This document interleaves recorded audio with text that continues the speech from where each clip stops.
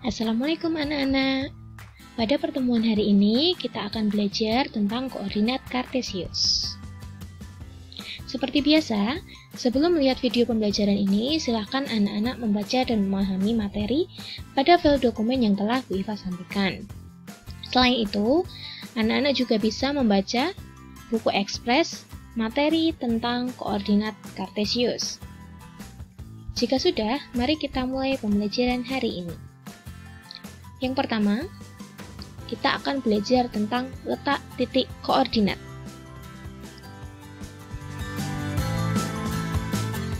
Nah, perhatikan gambar berikut.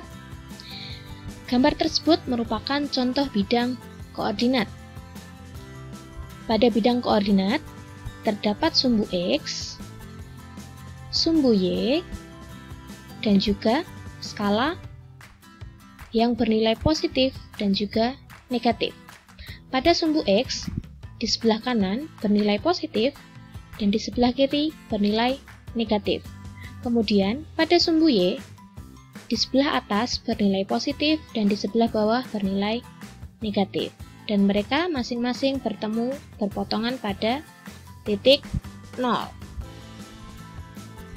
Kemudian, untuk menentukan letak titik pada bidang koordinat kartesius dapat dituliskan dalam bentuk X, Y, di mana X merupakan koordinat pada sumbu X atau disebut dengan absis, dan Y merupakan koordinat pada sumbu Y atau disebut dengan ordinat.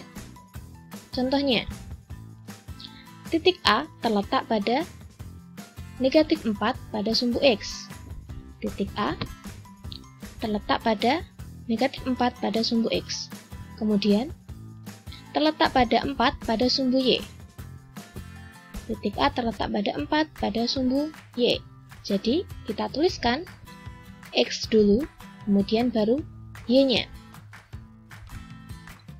Dan, koordinat titik A adalah negatif 4,4. Jadi, kita tuliskan skala yang ada di sumbu X terlebih dahulu, baru skala yang ada pada sumbu Y. Untuk titik B dan titik C juga berlaku demikian. Titik B negatif 3 pada sumbu X dan negatif 4 pada sumbu Y. Kemudian C terletak pada skala 3 pada sumbu X dan terletak pada skala 2 pada sumbu Y. Kita lanjut untuk materi selanjutnya tentang koordinat bangun datar pada bidang kartesius. Perhatikan contohnya. Perhatikan bidang koordinat kartesius berikut. Pada gambar ini ada bangun trapesium. Lebih tepatnya adalah trapesium siku-siku A, B, C, dan D. Kemudian diminta untuk menentukan titik-titik sudut pada trapesium siku-siku A, B, C, D pada bidang koordinat tersebut.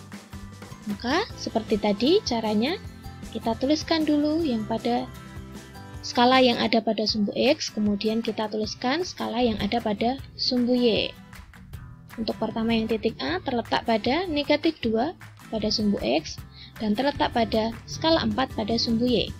Jadi, titik A adalah negatif 2,4. Kemudian, untuk titik B, terletak pada negatif 2 pada sumbu X dan terletak pada negatif 2 pada sumbu Y. Maka titik B adalah negatif 2,2. Selanjutnya, titik C. Titik C terletak pada skala 5 pada sumbu X dan terletak pada skala negatif 2 pada sumbu Y.